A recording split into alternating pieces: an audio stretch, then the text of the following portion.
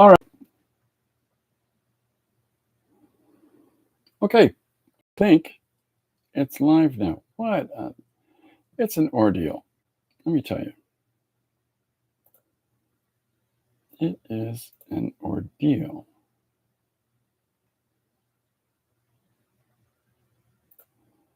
To get some of this stuff sorted out here. I got to be honest. And hi. Hopefully this is all going to come together. But I have been trying to figure out a way in order to get my old cell phone, which now works. Am I in frame now? Yeah. I'm trying to figure out a way by which to get my old cell phone to work as a camera. And I just figured it out. But boy, was it a dragged out process. Happy Tuesday, everybody. Here's my big rant to start with.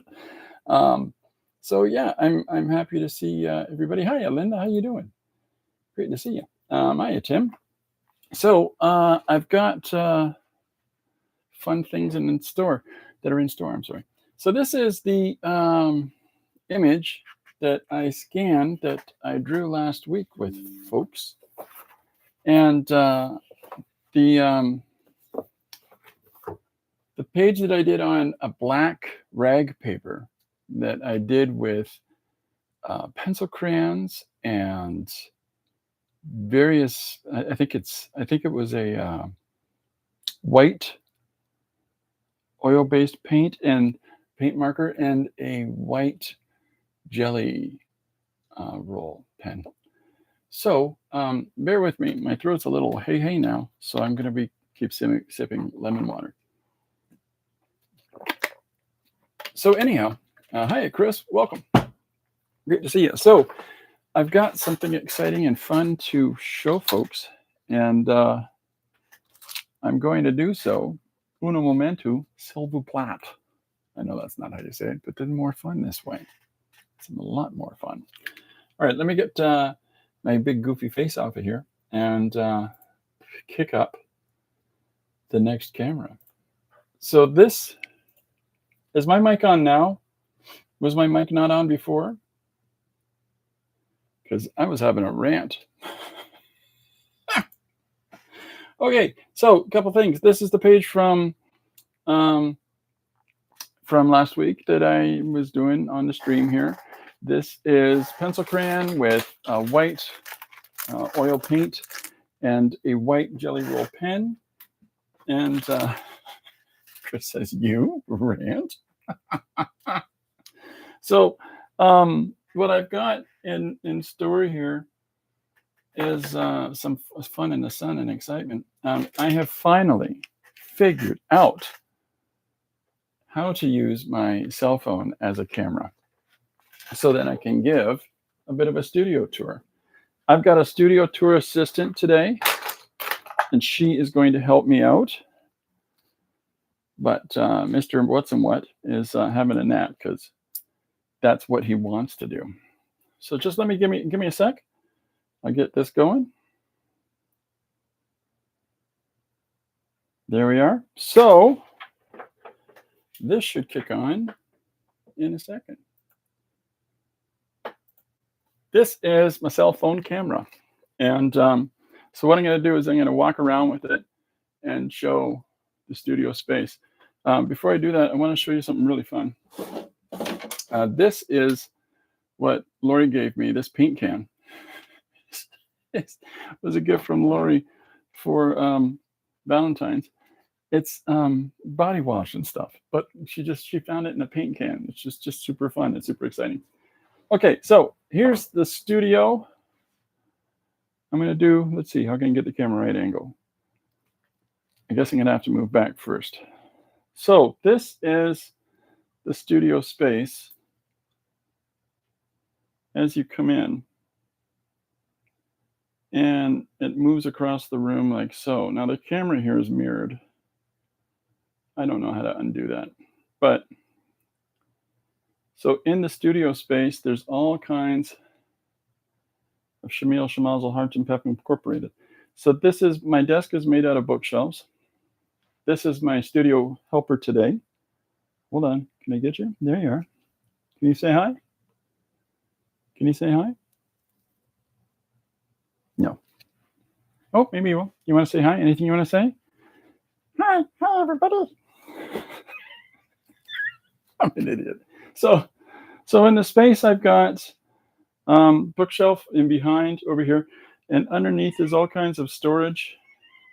Now she's just talking, talking, talking, and there's all kinds of storage down below for past pages finished and things like that. And on top are ongoing projects, and I have them all laid out in front of me.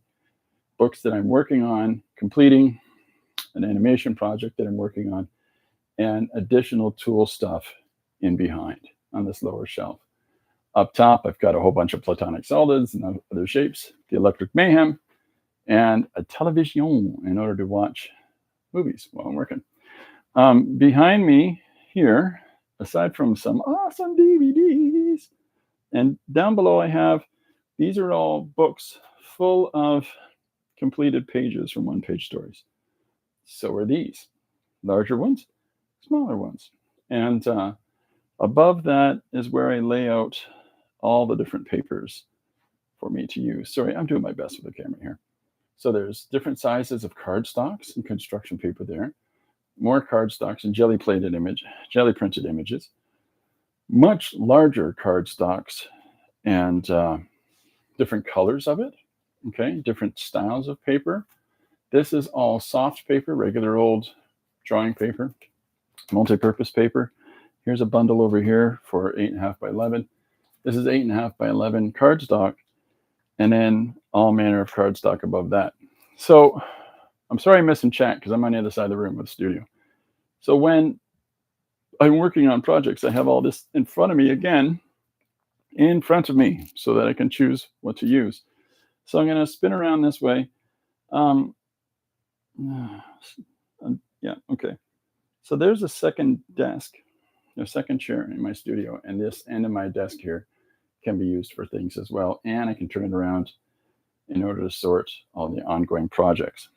But on my desk, directly beside it, I got it in frame? Here, it's in frame. This is a tray system that has all kinds of different papers to use on that, to implement into pages, little scrap bits of paper to put into stuff, tissue papers to blazon on stuff. A cat who's standing in front of the water reservoir, a bunch of brushes in order for watercolor and ink work.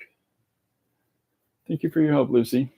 And then I'm going to move from this side of the room to that side of the room. So this is a bunch of ready-to-use canvases and boards and portfolios, cutting board, things like that.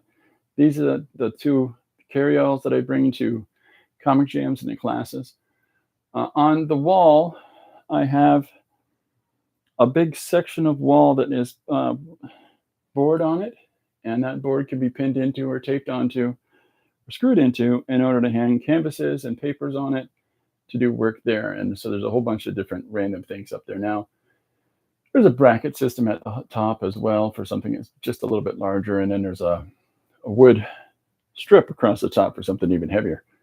And then beside that is where you'll see another painting tray system for acrylic stuff, and then all kinds of acrylic paint and things like that below the window.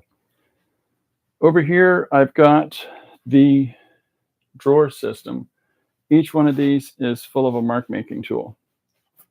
So, this one is paint markers, small paint markers. The bottom row is paint markers. This is pencils. Then we get into colored pencils and markers and pen, because pens are someplace else. Below that is, sorry, I'm drifting again. Trying to figure out how to point the camera here while I'm talking. This is all how to draw books for these two shelves. So when I spin back around this way, there's the paint trays and the acrylic paints and everything ready to rock to paint right there on the wall. Beside that is another mobile unit with multiple layers in it that, again, is full of papers and cardstocks and construction papers and all kinds of things. Small mark making tools above that on this shelf here, right below the shelf of mediums for painting. And my desks are made out of bookshelves, so there's more books underneath. You can see the camera across the way, which is the only thing that's helping me to figure out where to point the camera. And that's the main chair that I'm sitting in, the squeaky chair. Up above that shelf is more tools, more implements for me to work from, okay, along here. This is my scanner. This is my printer. This is my 2 screens. I'll show you that in just a second. Headphones as well are sitting on the printer. But this is all more tools to use. Pastels, chalk pastels, more paint, printing things, different inks, stamps, all kinds of different stuff. And then over here, as we move farther down said same shelf, above the light, sorry for the flash out, but that's pens, pens, pens. And the light switch for the room. Now this right here that you see, the surface here, the black outline box below the black page, that is another drawing monitor like this one. But what I've done is I built a case around it and laid a sheet of polyethylene over it so that I can work in paper, be all splashy and messy, but then I can also draw through that plastic and draw digitally on this screen. And there's a camera above it, hither and yon. And then there's a little tablet if I'm looking up for something. This is where I look for the thumbnails. And then right here is immediate drawing tools and backup cat. And on this side of the room is Lori's office space, which is much cleaner than mine. But this is the sort of immediate stuff that I have around for drawing with, just for options. And just to keep it all out in front of me, this is some sketchbooks in a pile. There's another sketchbook there. There's more sketchbooks there. I got problems. So yeah, and in the background, that's a drawing I did. It's 4x5, and it's white pencil on a blue board, and then I added the blacks in afterwards. So, yahoo! And then there's a painting over there, big JC. So, yeah, that's it. That's the whole kit and caboodle. I hope that's it. Here's a clearer example of the setup that I work on here. So this is, yeah. Okay. All right. Well, I hope that was interesting. But, okay, let me catch up on some questions here. And then we'll get crack-a-lacking for what we're doing today. All right. Linda asked if that's Lucy or Corbin. That was Lucy. That's the squeaky. That's good paper storage. Hey, thanks. There's lots more of that. Hey, Chris, hope you're doing well. Good to see you. Thanks, Jim. Good to see you, too.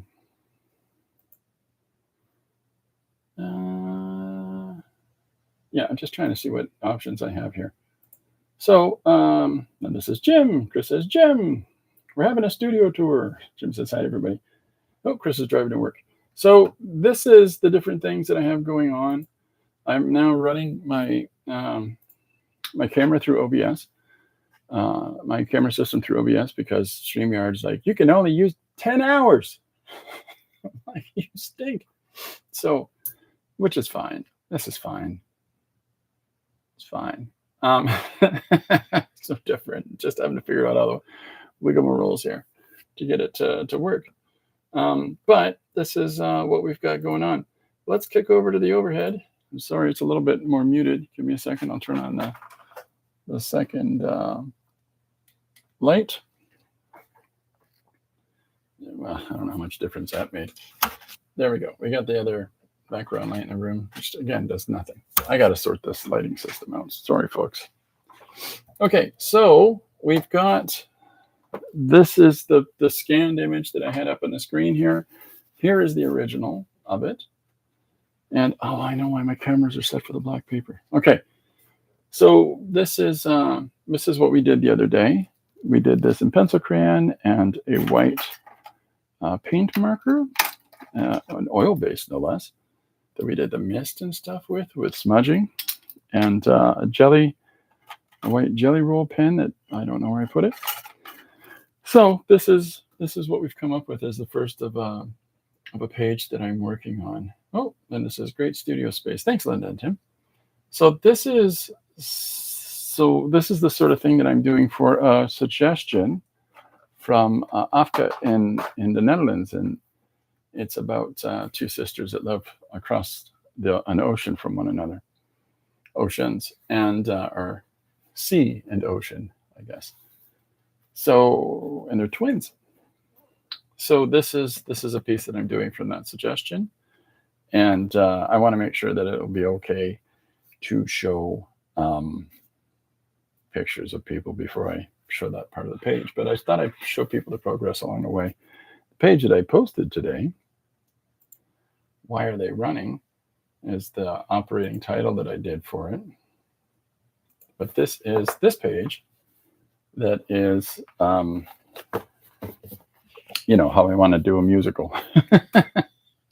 You know. Yeah, so this was a fun one, drawn in pencil, scanned in our good old scanner, and then put into the robot and then painted. So all the colors that are in the car, this is all painted digitally, and as in the faces and everything else. And then the text laid over top about how people love accordions. Yeah.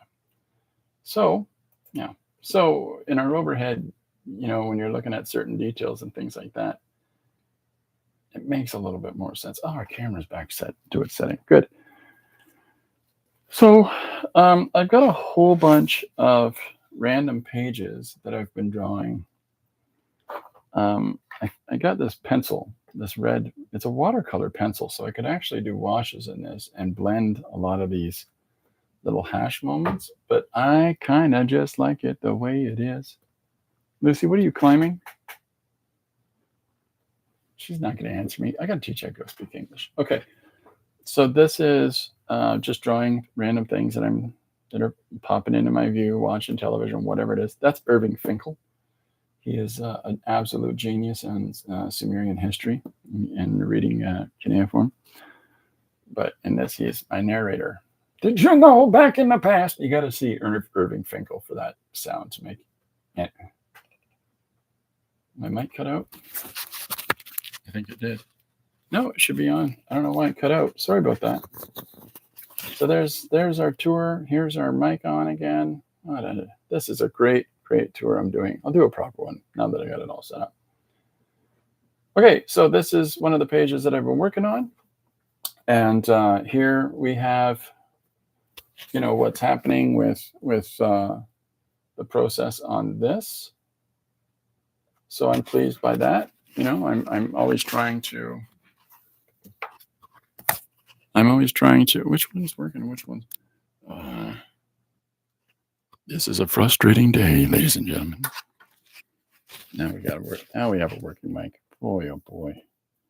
My girlish figure goes, I'm dead. Anyhow, so this is a page that's prepped. Irving Finkel, the Sumerian professor, absolute brilliant genius and an enthusiastic person to watch and to listen to. This is him. And so I drew all of this in this one singular watercolor pencil.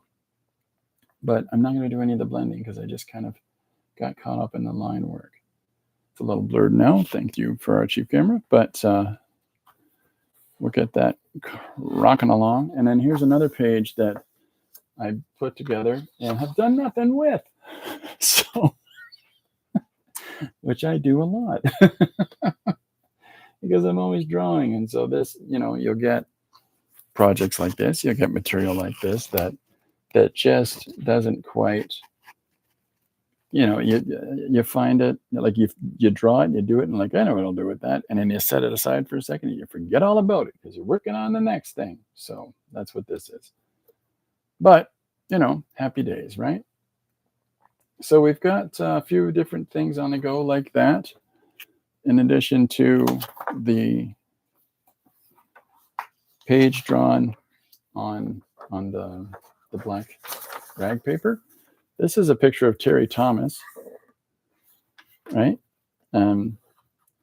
And he says something really funny. Like Terry Thomas is an old British comedian that I really enjoy him in films. He's such a goofy. He plays the cad character, but he says things like "Hello, old rhubarb." I just love that. I don't know. I'm easy to amuse. So yeah. So I've got now. I promised last week, and I'm going to come back to finishing the black rag paper piece. I am, but I want to get permission that I can use the people that are going to be in this. I want to make sure it's okay that I'm showing their faces on screen. Now, today, I promised to do this last week, and we're going to do it today. Here's the stack. As I'm going through the stack, feel free to say which one you like, and that'll be the jelly-plated page that we're going to work on today. And we're going to do a one-page story on a jelly-plated surface. So there's this light blue. It's just rolled on paint. This is a plate of yellow, but with some rolled on paint over it, and then it looks like more yellow. This is just a bunch of rolls, some roll off from jelly plating. Maybe the green was a plate. Oh yeah, it looks like it because of the edging. So there's this one. This is clearly trying to stamp off extra ink on the surface. Here's some roll off from putting acrylic on the jelly plate to work with. And I can do a thing with jelly plating as well. This is just a piece of perspective paper. That's just a piece of paper bag. So this is roll off, but then I've also done some scratching into it with a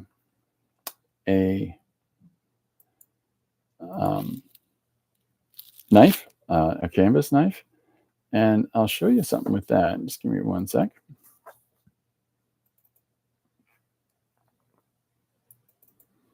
So one of the things that I've done using this process is this page.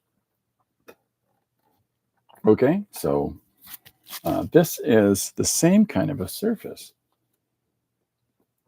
So you can see the scratch of just taking an acrylic knife and sliding it across the page loaded with white paint over top of this already destabilized surface from just rolling on paint to get it off the brush while you're doing jelly plating. So this is the same thing. It's the same process entirely.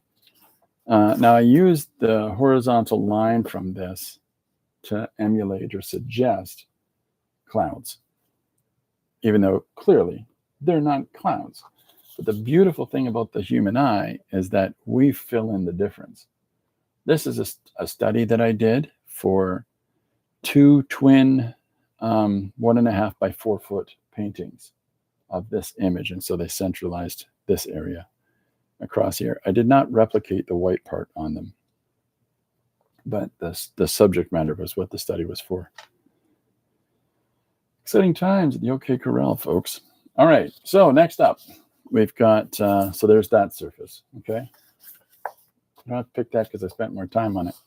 Here is bronze and a blue and a white and an unsuccessful plated image, which is normal for me. You can see I tried. There's a little bit of something or whatnot in this background, these background areas, but really, I'm not as concerned about fully definable images, recognizable images when I'm jelly plating, because to me, they really are great facilitations for surfaces to work on. So that's what that crazy kid is.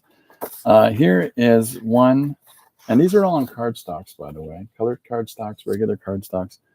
So this is one where there's clearly separations that happened as I tried to do this plated image on here. And I don't know if you can see it, but underneath there's little green squares, because what was actually drawn on this page was a whole bunch of green rectangular shapes in order for me to do thumbnails for another project.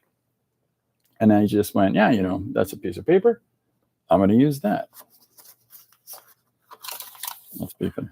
Oh, that's okay. So that's what this is. So that's another page. So if there's anything that you see here that I'm showing that you think, do that one, monkey, that's the one we'll do. Incredibly unsuccessful image with acrylic thrown over top of it, white, very light white brushing of acrylic to just get it off a brush. And why waste it? But you can see a little bit of splotching in there from an unsuccessful transfer. You can see to try it a little bit. But like I said before, and I'll say it a million times, I'm not good at jelly plating. So here is one more thing. Now, for whatever reason, I drew this into panels. I had an idea in mind, and that idea was probably because of John J. Muth. John J. Muth. And so I thought what I might do tomorrow is show you guys John J. Muth, an artist that I think is fantabuloso. Oh, Linda's got a vote for the green one. Linda likes green. Okay, green one it is. So this is our page we're working on. Don't ever worry about the complexity of a background. If I show things to choose from, I'm not worried about the complexity in the background. We're going to make that work for us. So if you're trying to make it easier on me, don't worry about it. I like a challenge. So here is our surface now. Now, let me see what I've got nearby. I've got some suggestion books kicking by, and I got a whole bunch of suggestions on sheets.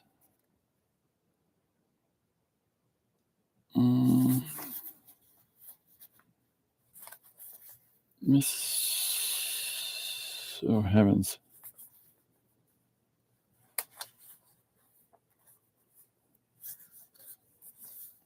I get some interesting suggestions from people at comic conventions, and some of them are just, yeah. Okay. Here's a fun one. And the suggestion is as follows. A puppet and a puppeteer break up. There's a contentious divorce.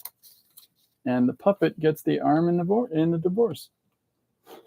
So there's our random one-page story picked out of a pile for today.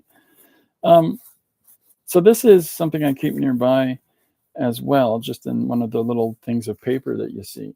So when I've got ideas that I'm just scribbling for a second, like this, never let these sorts of opportunities go to waste. And what I mean by that is, just give me a second, I'll show you. I think it's this one. No, maybe not. I got too many things. I've got so many things I actually can show, but yeah, I think it's on here. So this that you see here and a twin of it ended up being this. So there it is. There's the one half of the image, and then there's the original. So I did some digital pencils over top and then threw some text in behind and some shape language on there. But even something as simple a scribble as this can give us something to go from. So never just cast off the things that you think that, oh no, that's useless. That's never going to be anything. Okay. But this is just thrown in a box with some collage stuff that I started doing.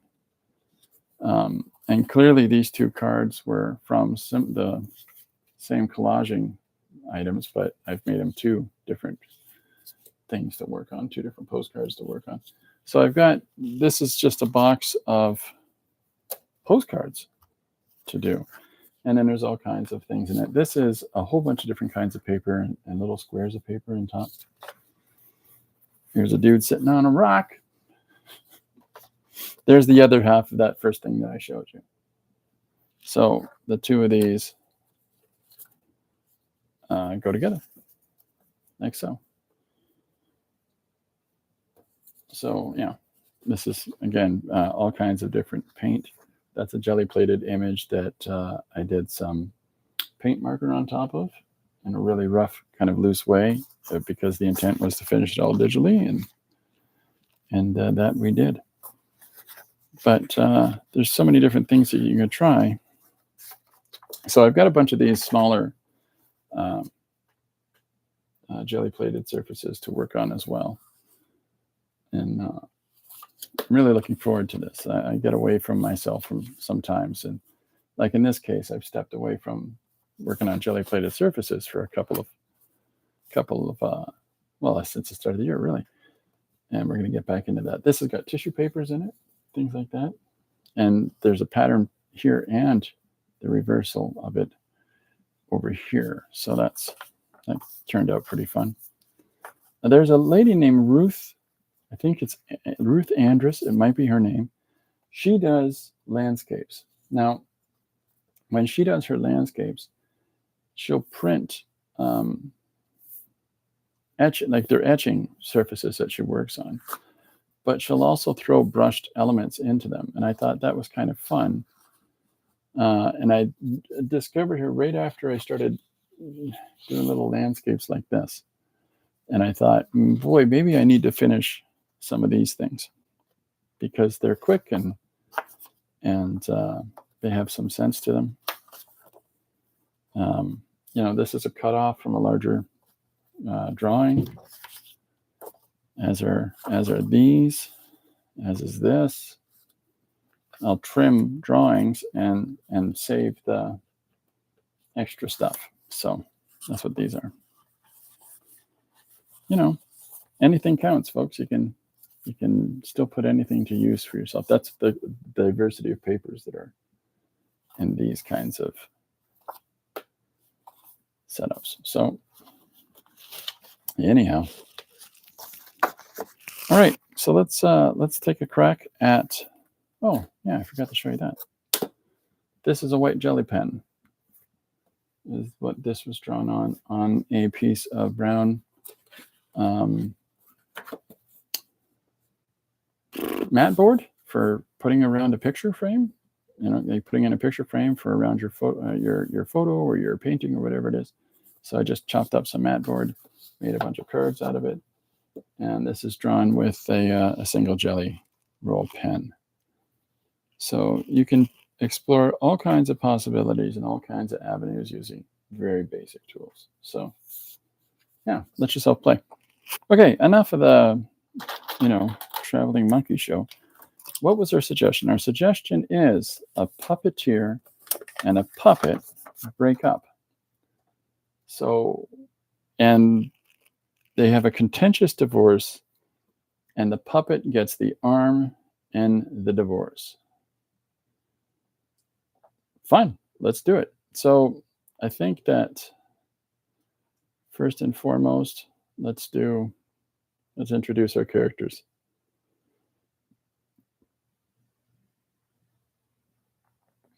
All right, so what I've got here, I picked these up at the dollar store. These are another paint marker, and we're going to test these ones out today. I found these sets here. They're $5. You can get a whole range of colors for $5. The quality of them, not sure yet. We'll find out together. Okay, so let's start with something abstract. All right, and I'm going to start with this red. And what I'm going to do is the whole idea of the puppeteer. Let's do a title page for this. The puppet gets the arm in a divorce. So that's not a marionette person. That's a puppet person or a ventriloquist, as I think what the person means. Well, one way or another, we're going to do this. And these aren't too bad. So I'm coming in with this acrylic marker, and we'll just start figuring out, putting in some of these elements to suggest a hand, over top, and he's manipulating the strings on the puppet. And we'll do this in a sort of abstract way. Ideally, I should have a thumb kicking in here a little clearer, so we'll come back to that. So this is how nicely some of these paint markers can work. But I don't want to just lose everything in our background, so I'm going to smudge this in a little bit more just so that we get some interesting characteristics like those up there. And we'll drag down here as well. So, okay, so the next thing to do is the puppet. Now, I'm going to do a puppet that is a little bit representative of the person.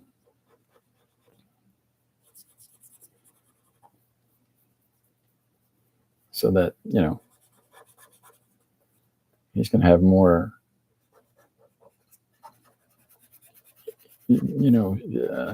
proportion form, I guess.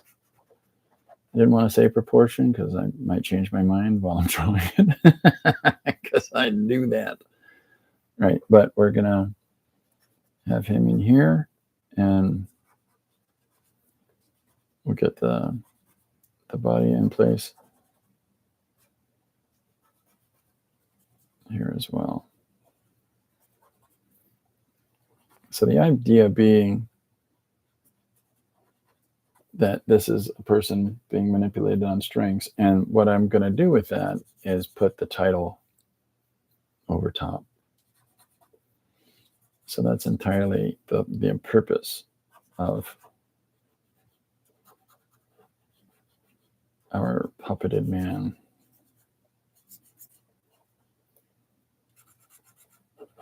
And to show that he's a bit of a puppet, we're turning his legs inward here.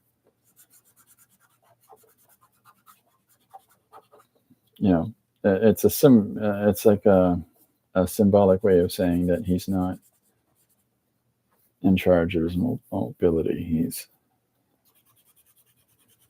He has no agency to go the way he wants to go. His legs are just drooping there because he's being suspended on strings. And that's who's really in charge. So here's our title coming in, our title image. And I'm just going to carry over this red all the way down. And so we'll just have this a very vertical plane. Okay, so I'm going to cut back in here. You're going to see me brushing off what's on the end of my fingers and blending a little bit here. So let's do something really soft with, because I don't want to lose the texture and the green in the background. So as I'm putting in this tone for the fingers, I'm going to pull them back as soon as I'm putting them in so that that green peeks through.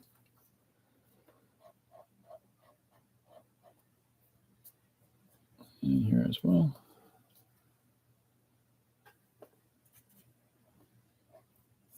We'll decide maybe we'll do a little bit more separation with an outline value like a white or something. We'll see. We'll decide as we go, and that's how we do everything here, folks. So here's our manipulator's hand, and then here's our puppet figure. Now again, I'm just dropping in some value and softening it and blending it through because this isn't a very detailed representation of these two. It's just serving symbolically to introduce us to our two characters in the context of this narrative. Right? Chunky, Lunky. Looks like it's from the 60s. So here's our first panel. I'm going to come in. Let me think about what I might use.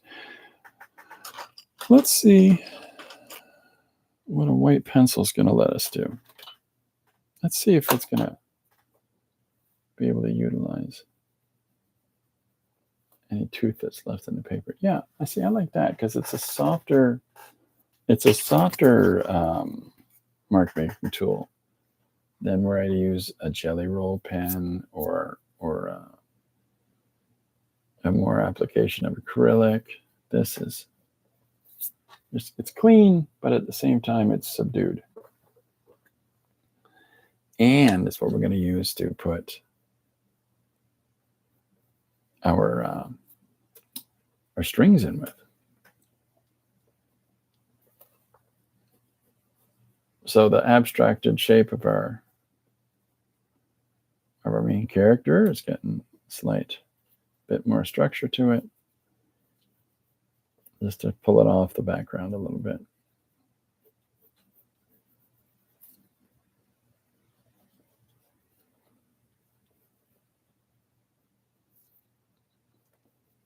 And then up comes the strings next. So all I'm going to do for this, let's see, there's that cardstock I had in front of me.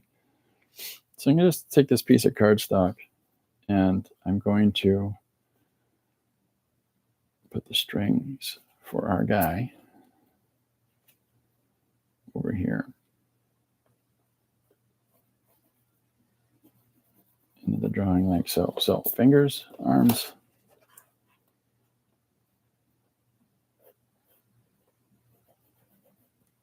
So here's this hand. There's this elbow. And then we'll one off the leg. Trying to keep rolling around to find the sharp edge on this pencil. One off the next leg.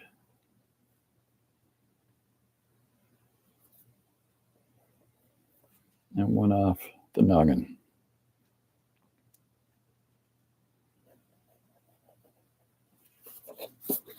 So there's our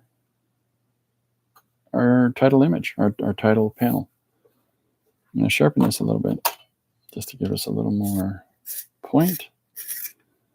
And then we will cut out the shape of the hand. Just to continue this design element.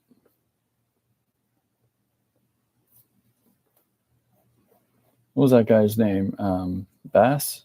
Somebody Bass, who did lots of the 60s cartoon design with the very jazzy kind of an energy, you know? Saul Bass. It was Saul Bass. So for those of you that celebrate, I hope you have a good Pancake Tuesday. Have yourself an abundance of pancakes.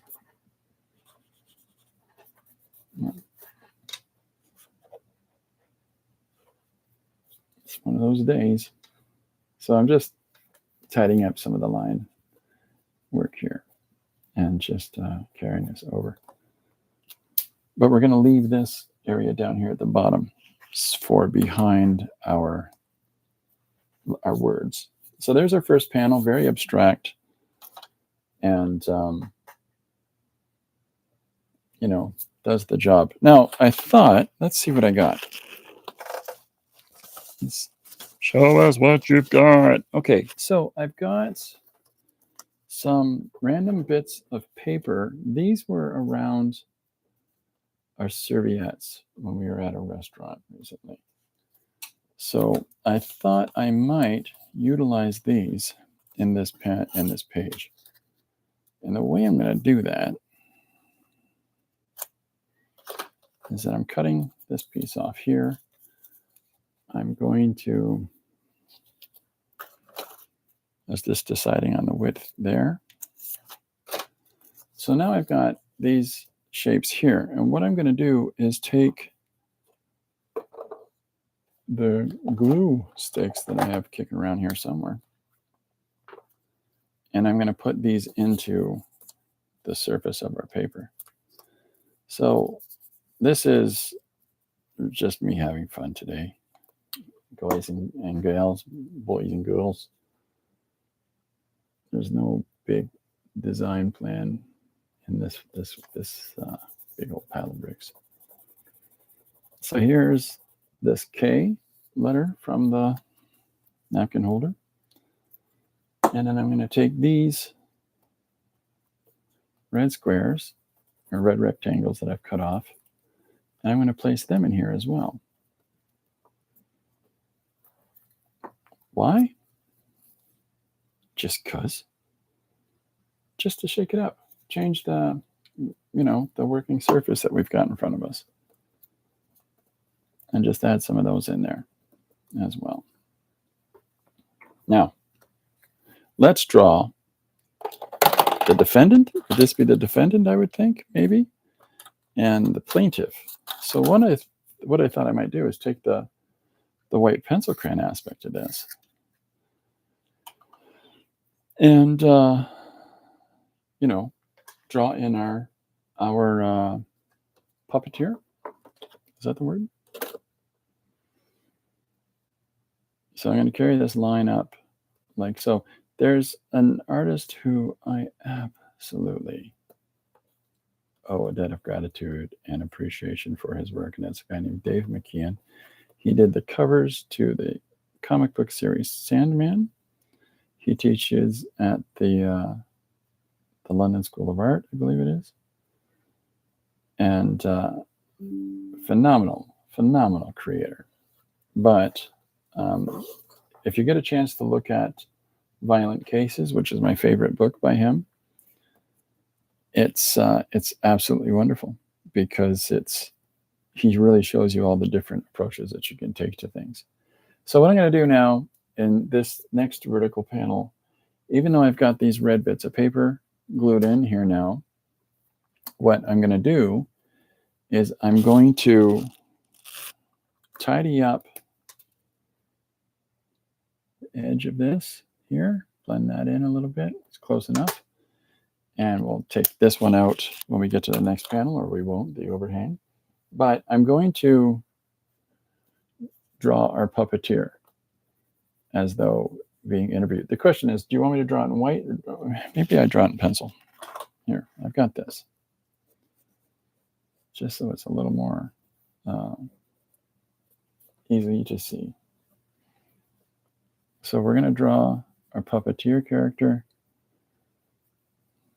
as he looks out to the viewer and talks about his dilemma. Now, I'm drawing right over top of, this is the thing I like to do, is that I'll put down disruptions in a surface, and I just draw over them anyways. I'm complex like that. That's why my friends call me Whiskers.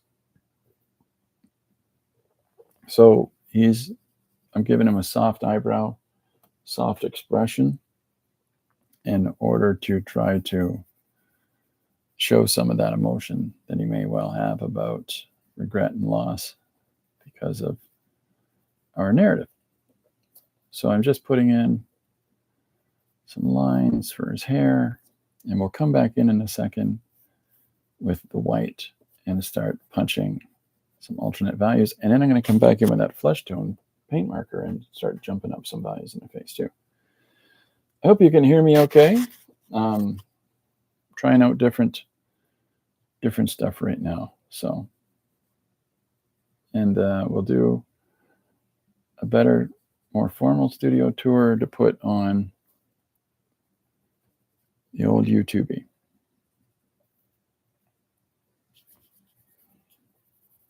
I just wanted to see if I could get that technology to work. And it's working.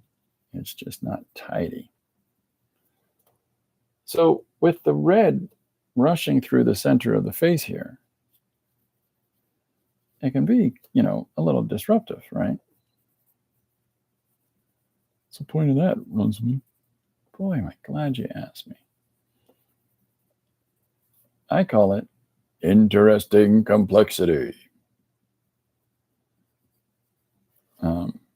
which is a fancy way of saying I felt like it. And there you go. So here's our puppeteer. I'm going to give him some bags under his eyes. He's been on the road for X amount of time now. Pushes shape on his face around a little bit because I don't like it.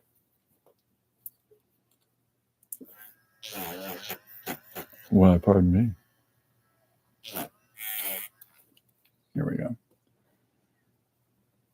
Got a little overzealous in my. Didn't factor enough for the red paper. It disrupted the way I was looking at the face on our guy. So I'm just throwing some more shapes in here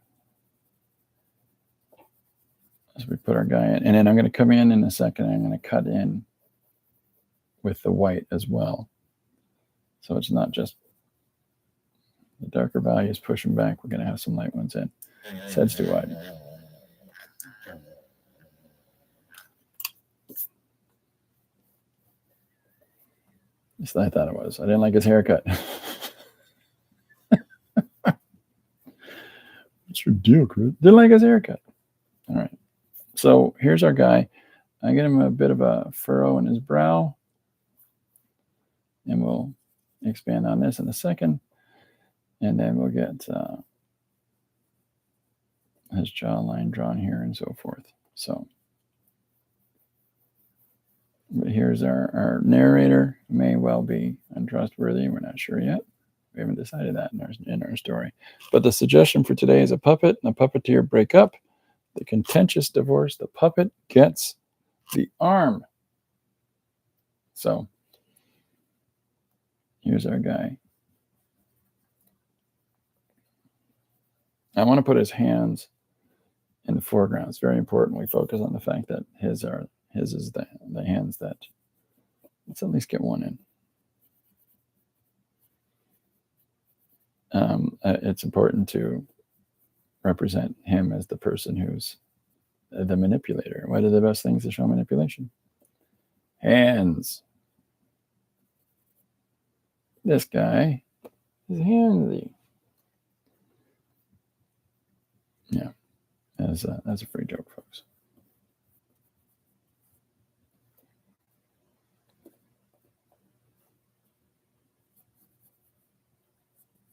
I've had a little cat playing underneath my desk here while I've been trying to do stuff. She's all well and good, but she's making noise. A lot of it.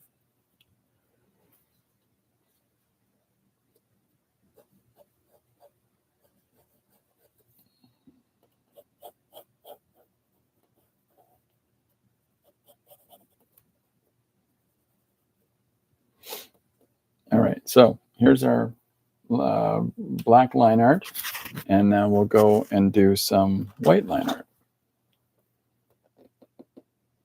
So the background color, the green and the red complementaries. What in the world's going on with this? Sorry, I'm just trying to get it to zoom in or focus a little bit better here. It's being a tough technical day for me, everybody.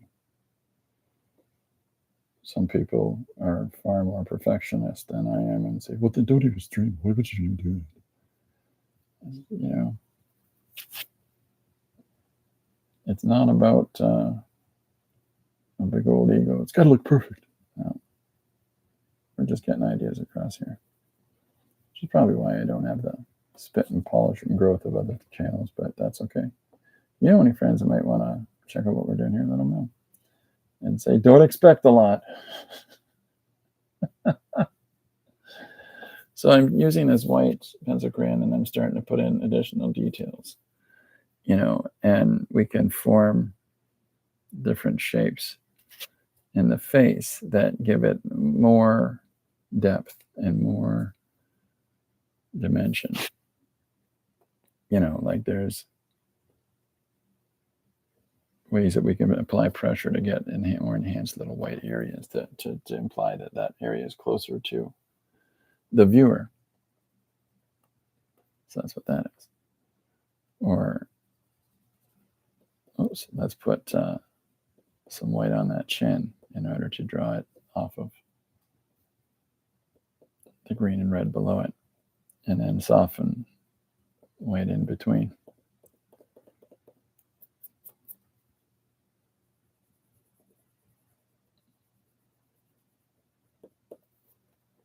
So hopefully that's making some sense to you. And I tidy up his ear here. I gave this boy a really big ear. That's part of me. I'm drawing with a children's primary pencil, grade school primary pencil, because, hey, it's got lead in it, and that works for me. Also, it's nice and thick, and with my silly hands, that helps. Some days, it's tougher to grip small things, and you'll see my positions for holding things change a lot, and it has everything to do with how are my hands able to hold something today in a comfortable enough way to do the thing that I want to do. So, there's all kinds of different challenges that we may well face in our creative journeys that we have to figure out different solutions that will work for us and may not work for the next person. The first real tilting, raising and lowering desk I ever saw was a guy in high school whose dad had come up with a solution for him. That it was a board mechanism with a collapsing back that he took with him to, and he had a handle on it, and he'd just carry it from class to class and sit at the back of classrooms. And as he needed to raise his desk, there was a peg system in place. And I thought that's super fantastic and empowering for this young guy to have that opportunity to continue doing the things he wants to do despite physical challenge that's causing him disruption at school. And they overcame it. They figured it out. I wonder where he is at today. I wonder how he's doing. If he's utilizing that sort of mechanism wherever he is, or how he is in general. And what a nice thing is, for his dad to do that with him. So now our character's coming in. I'm going to jump in a second with that white acrylic marker, and we'll put some further enhancements on this kid's face. Punch some of the whites up a little bit more. So I'm leaving some green spaces out here and some penciled in areas out, just to keep the colors moving around. So now I'm putting in our hand.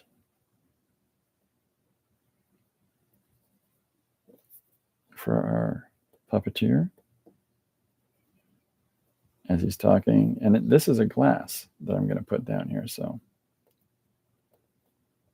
sometimes I'll black out a character's outfit, and because I want your attention on his expression and his hand. And if I draw the whole of him in, you're going to read it, the whole thing. Whereas I want you to read this and this.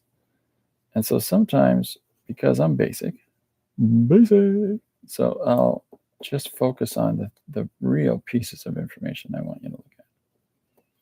So that's what this is. If you're wondering, hey guy, why don't you draw the rest of it there, eh? Are you afraid? No, you are. So I'm coming in here now with this white and flattening out some of the overlap from the other panel.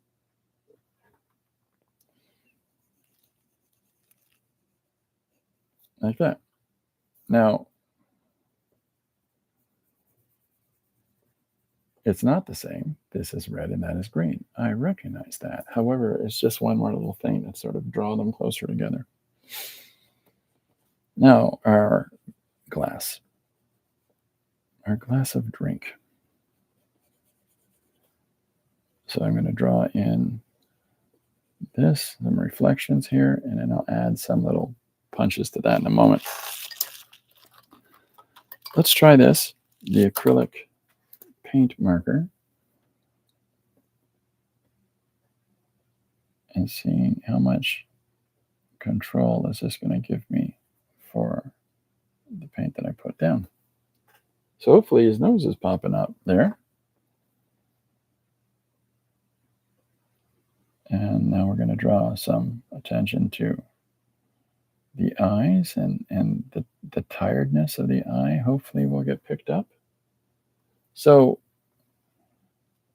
because of how muted the previous marks that we were making, now that we're coming in here with these little punch-ups, these little emphasis areas on the face, it gives our characters far more style to them.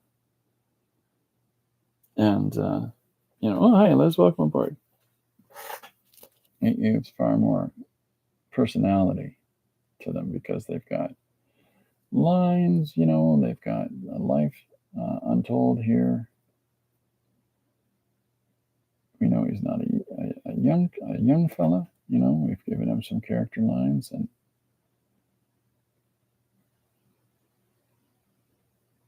and he's expressing a softer expression. He's not ha ha ha laughing. He's clearly considering what he's saying and has some feelings involved in it that are less than enjoyable. And it comes across that way. So here we go with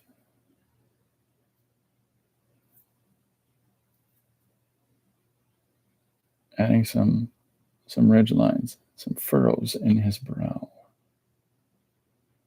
emphasizing those a little bit. And each time I tap it with my fingers to soften out the application. So don't be afraid to get dirty. I'll use a blending applicator. Okay. Is there such a thing? I just made that up. It's an applicator for blending. Where do you buy those? Turkey. Oh, you gotta meet a turkey to buy it from. So now we're putting some white in here. What would I choose if I had to battle 1 horse-sized duck or 10 duck-sized horses?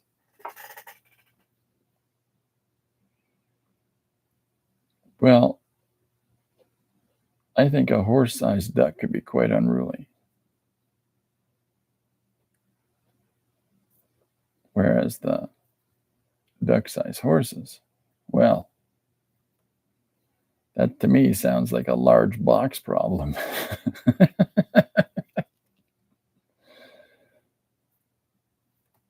That sounds like a gate issue. But a horse-sized duck, oh my goodness, were we in trouble. That sounds like a fun one page to do. That's a great question, Liz. Thank you. So going back over the lines and some of the white areas really emphasizes a deeper value, a little more opaque as we go.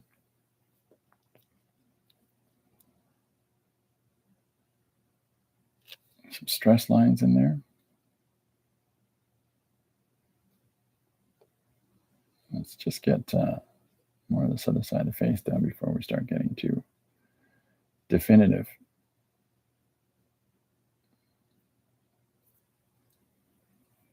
That side of the face is not as perfect as the other side. It's because each side of our face is different. And you are. I got nothing. I don't know.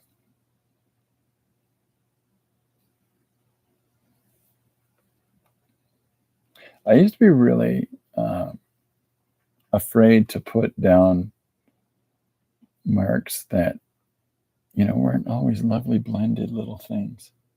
But sometimes you gotta go. You gotta go with it. Boy, oh boy, Linda's gonna go with the duck-sized horses as well. There we go. 2 votes. I don't know if Chris is back, but yeah. What would you say, Liz? I wouldn't want either of them.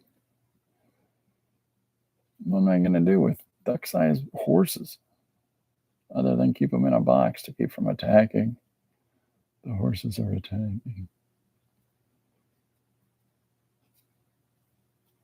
Yeah, a thing that annoys me in movies, primarily westerns, is when they're facing against some unknown thing, and then off camera they always go, "It's out there killing our horses." I'm like, "That's what are you? Come on, it's not nice." What do those poor horses do? Second question. You're in charge of building the first city on Mars. What would you name it? Um, it would have to involve some ancient term for the underground. And I'm trying to think of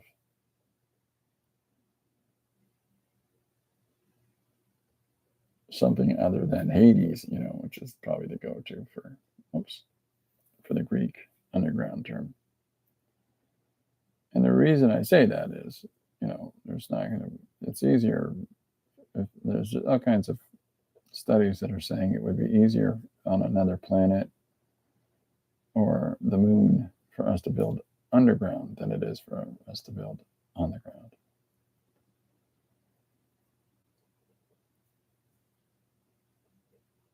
Or unless whatever all the hyped stories are on the interweb, which may all be from the same robot, that there's something that the rover there has seen that is reflective, and it can't be.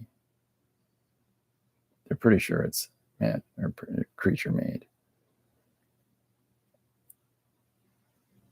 I don't know. It's just one of those things. I just keep waiting for pods to land all over the earth, and then there you go, giant tripods. Way to go, folks. Nobody builds things on tripods.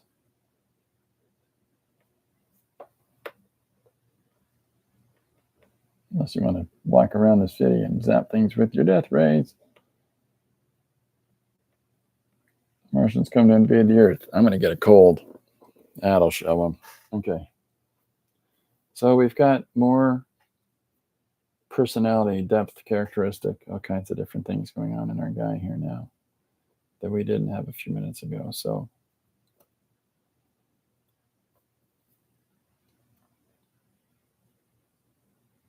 just something to make the eye move around. But the fact that I put the red piece in,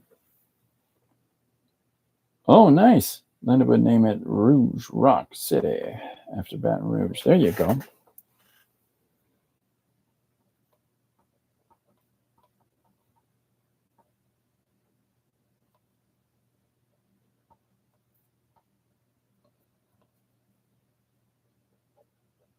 If I had to name a Martian city, I think the name of it would be Questionable Decision 1. What in the world are we doing here? That or, see, Mom, I did it. How about you, Liz?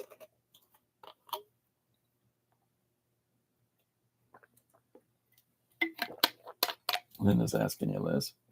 Okay, so despite putting the red in, all right, as much as there's some interest to do that this red and this red is just the same as this paper, which has been added to the surface. When I'm putting in the compositional elements, I'm doing them in such a way as to treat the background as it's one flat value, right? And that way,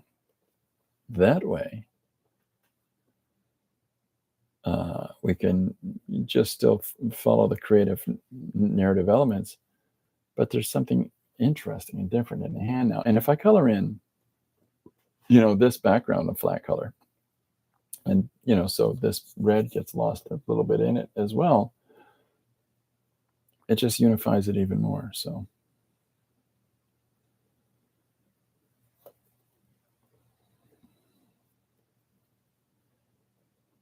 my oldest granddaughter was here on during the weekend, and she got up one morning and came and sat in the studio. Happy as can be. And I'm like, that's the one. Laz said, Abada. Abada? Abada? I said, what is that? And he said, it's Mars language. I name it, and it would take forever to pronounce the name of the city. Super shading in hand. Thanks, Liz. So now we're going to put a little bit of this detail in our glass here as well. And so this is a big fat tip on this thing. So it's just, when you've got something like that, like a flat bludgeon of a tip on your mark making tool, just light touch. Just make your marks lightly. And then you can start to get in the right sort of marks and little enhancements, that little thin lines. But if you make a mistake and it's not perfect, hey, so what? No problem. There's more of this world than perfect cups, John, with white paint markers. All right. So now I'm just going to come in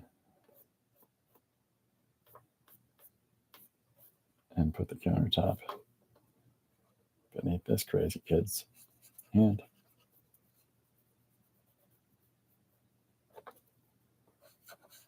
And I'm just smudging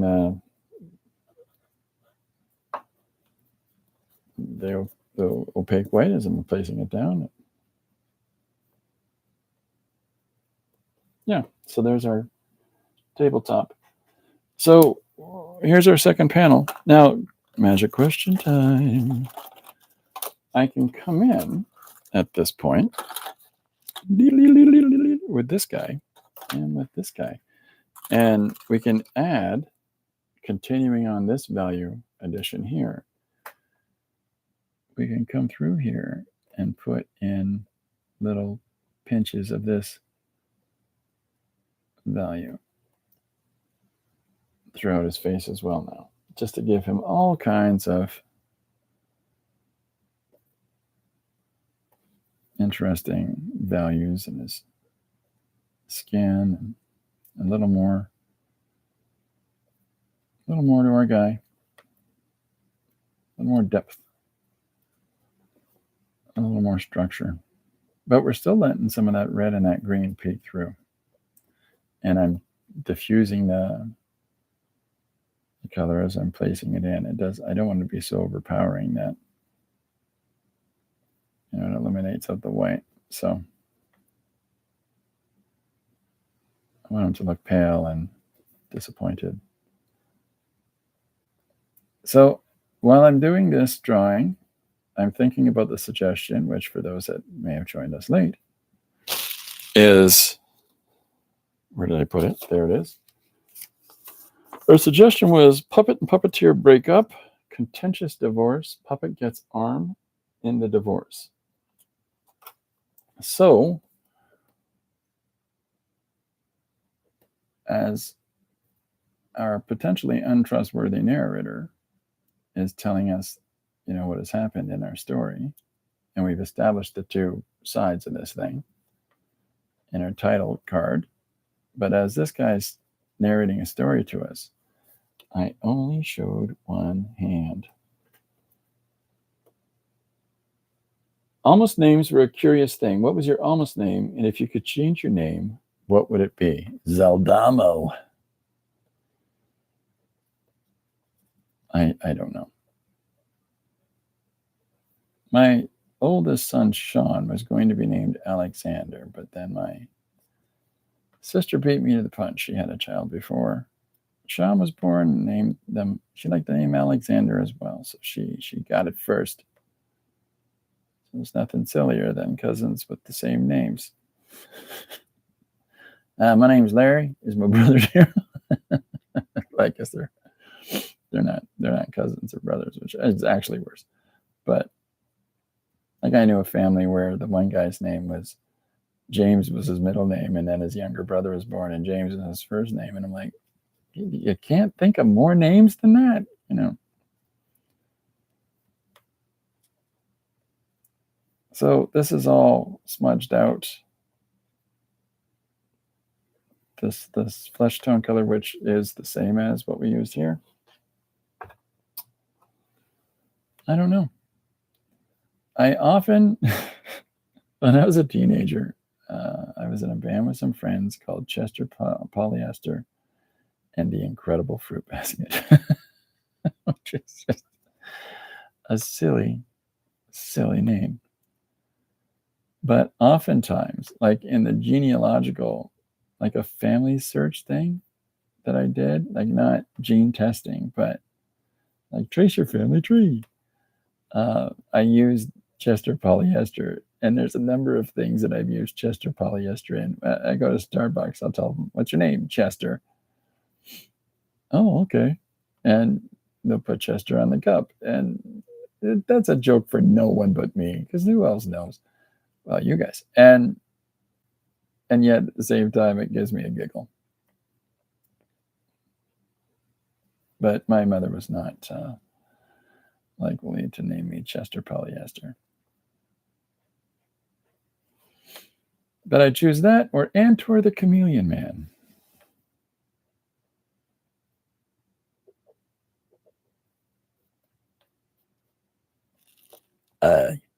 Hello, I'm Antor the Chameleon Man. Chester, that's perfect, yeah. Chester Polyester. There's a guy who is a public speaker trying to do stuff with fast food chains and things like that, and claimed his name was Don Beveridge. Give me a break. You're not fooling anybody that that's actually your name. How you doing? I'm Don Beveridge. And he was intense. This guy was kind of eccentric. Passed away recently. So, but he was one of those amped up, possibly driven by narcotics speakers that just, I don't understand. What is the message here? You know? So I'm just getting some more of this flesh tone in the hand.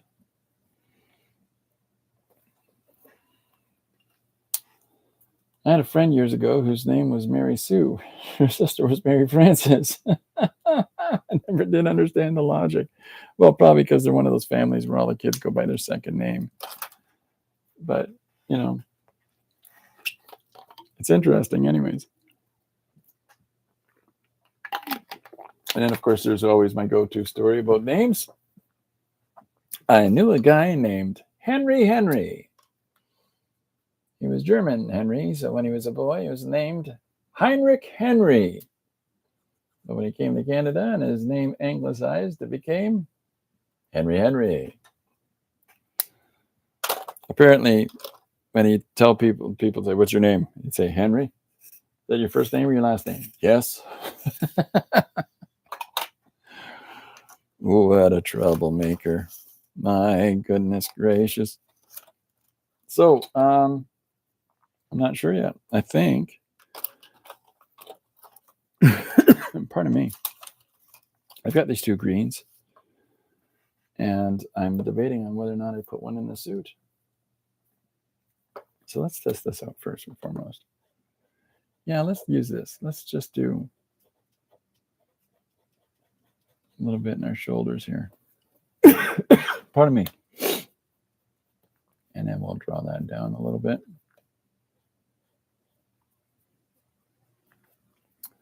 Again, we're just giving some shape here. Now there's red all over, flesh tone or whatever this is, Caucasian flesh tone, all over the tip of my finger. So that's now blending into the green. Pardon me.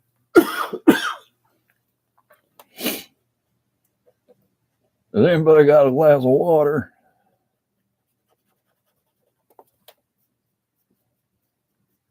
So there's given him some separation or some shape from the background area Lots of fingerprints in this picture. And I'm just softening it up a little bit. And we'll just put a little more through here. Just bring it down. Kind of gradient.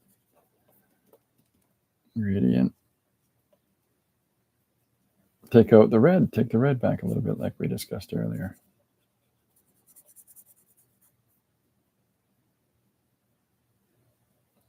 And then soften that up. So now our hand pops.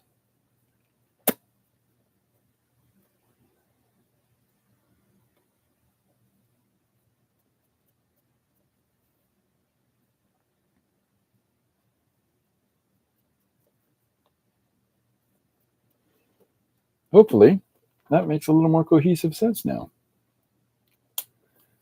And I'm going to come up here with this green again and push this red value back. So, you know and I know that this red paper, when people say, well, why is there this red part in his face here? We know, huh? We know. And it tidies up the edge of our panel a little bit from this crazy composition next door, trying to get in on our narrative action. So that's tidying up our page overall. Is it perfect? No. You are. And there we go. So here's our guy. Now I left a little area below the hand out, implying shadow. But what I'm going to do right now is come in with this white pencil and fiddle about a little bit of texture. So where's that primary school pencil that I had? He's gone. Okay, I found him. All right, so I'm just gonna punch up a few dark marks in here now. Emphasis points again. So it's like a dance back and forth and back and forth. A mark here, and a mark there. Do down. We'll put some teeth in this, guys. Jibber jabber there.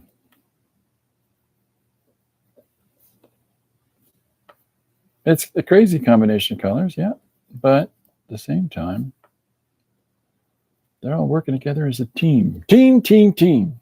I love the word team. Nobody else likes the word team? You're fired. You're not in a team.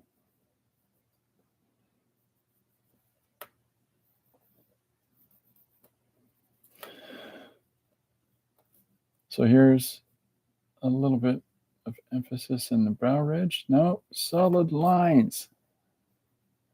Little spots where you're putting your lines in. And then we're going to put some little darker punches around the hairline, which, again, just sort of, it's not a solid line, but at the same time, it lets you know, hey, this is where the hair starts. Okay, one last thing. Where's that white pencil? So here's our dude. And I'm following you and messed up the chin, so he has a beard now. And the hair messed up, so he has a hat on. Oh, nice. Well, that makes it yours too. So I'm taking this white pencil in and I'm putting some teeth in this jibber jabber.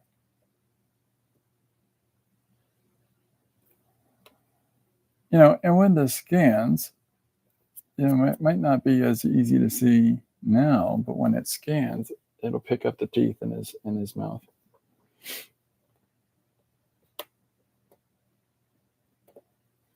Just trying to put a couple little silly lines on his hands.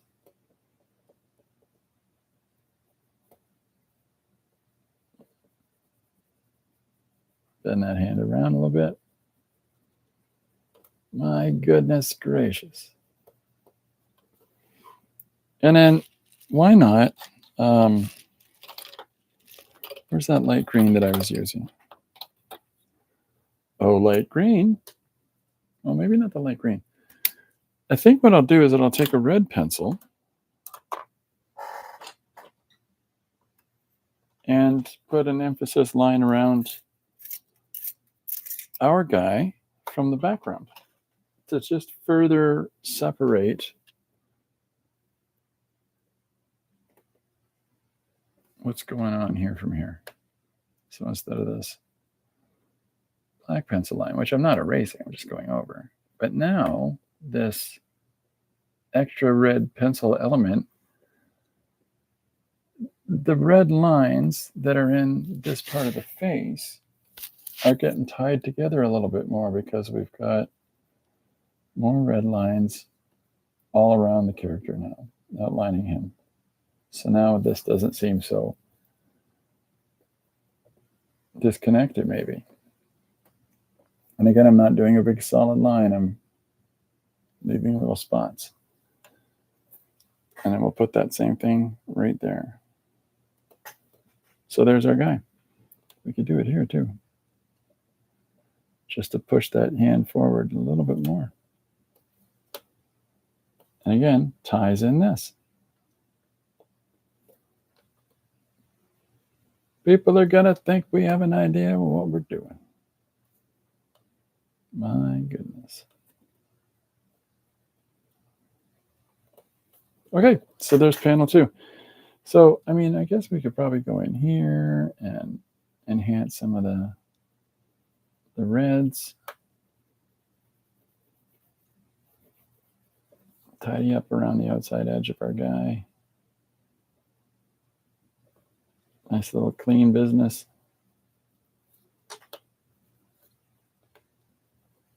Like so.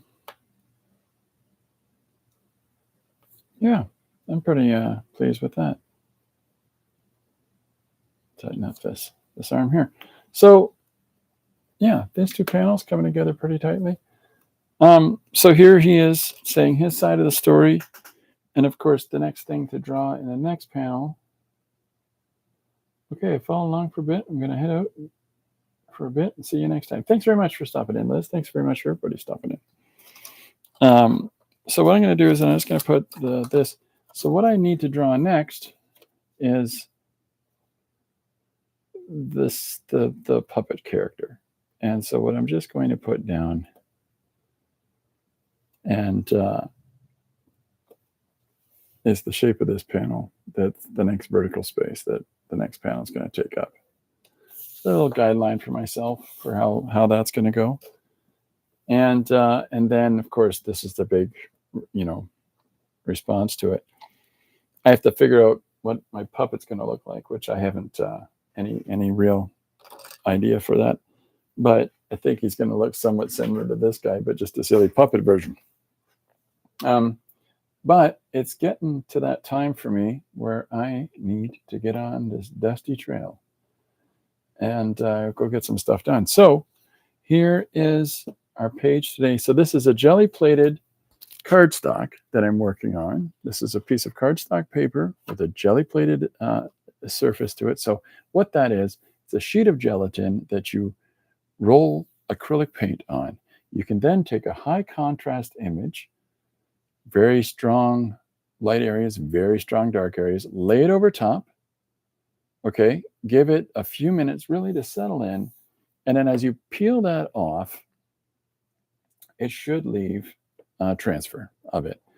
So the next thing to do would be to take your transferred image and put it onto a piece of paper, like another piece of paper. And so you'll get this kind of little non-solid line, like it's a little broken line, a little soft line around the outside edge. But what you'll have here is that transferred image from the magazine or whatever the surface was that you used. I'm not good at it, let's be honest. But I use, and then I'll roll canvas over to it, but you can still see some of it peeking around there, right? but I'll use those surfaces like this one, and I'll draw pages on them. And then when people are wondering, well, what's with the crazy patterns you have in your paper? Well, we know, don't we? I'll say, what's a jelly plated paper? And I say, what's that? And then I got to explain that whole thing to them.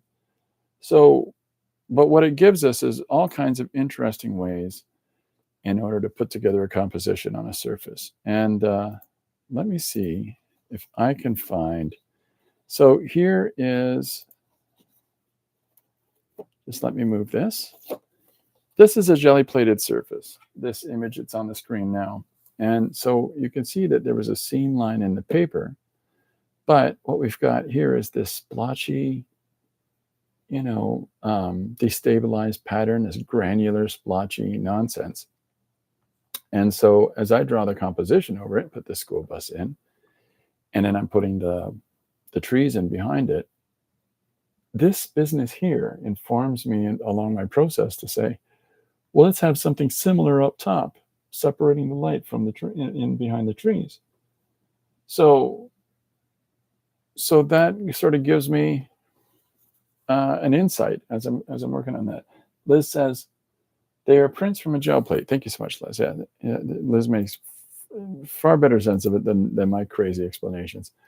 Here's another one. These are postcards that I did. One is the loneliest number. But the background that you see is a jelly plated surface. That's where you get these crazy little different values through here, and some rolled on paint on the top of it. So you'll get this little cream color. And then that sort of informs me, hey, there's some interesting colors that I can use in here. This cream value is a nice unifier. So let's carry that over into this background. So there's a lot of interesting things that you can have come out of those. So if you have unsuccessful transfers for your images, that's okay, because what you're actually giving yourself is an interesting surface to work on. This is a rather flat surface compared to some other jelly plated surfaces. But let me see if I could find, here's another one. This is number 9 in this series of 31. So all of this fracturing, this sort of abstractive, like, I'm trying to think of a good term to use for it. But this texture that's in here, this is an unsuccessful jelly plate transfer. And this is great for us because as we're drawing this image on here, this just makes some interesting complexity, and at the same time helps us as we're making the movement of these 99 Luftballons that are flying off into the sky. And the red that we're picking for those, you can find a bit of it in there as we're drawing our picture on top. So yeah, so there's all kinds of opportunities. I think this might be one. Yes, this is definitely one. This crazy destabilized dark black value I've drawn over top of with white and a white pen and a white ballpoint pen, and pulled out a lady in a car going for a drive. So, there's so many different things that we can try to do. This is another one I showed earlier. There's so many different things that we can try to do with these crazy, crazy surfaces. Here's a fun one. So this is number 30 in that series, which is, these are all songs, clearly. 8675309. So on this crazy surface, you can see some white through here in the transfer. Well, I've just used this as a flat background and drawn on top of it. Here's our phone booth, for a good time call, Jenny. 8675309. Need a taxi? Yeah, so there's some silly business. All right, well, that's about it for me for today. Thank you very much, everybody, for coming by, and I hope you had some fun in the sun. And that if there's anything, that you'd like to see me do, or any questions that you have about, working on different surfaces or working with different materials in combination with one another, let me know. and I'll do whatever I can to sort of give it a shot and explain how it works for me. In the meantime, I will be back tomorrow. I might be here earlier in the daytime tomorrow, folks. I'm not sure yet. But in the meantime, thanks very much. Generally, I'm here at 12 p.m. EST, Monday, Tuesday, Thursday, Friday. So thanks, everybody. Thank you, Lyndon, moderator with Moses. Thanks, everybody, Liz, Chris, Jim. Thanks, everybody that's come out, didn't take part in the chat as well. And we'll talk to you tomorrow. Bye for now.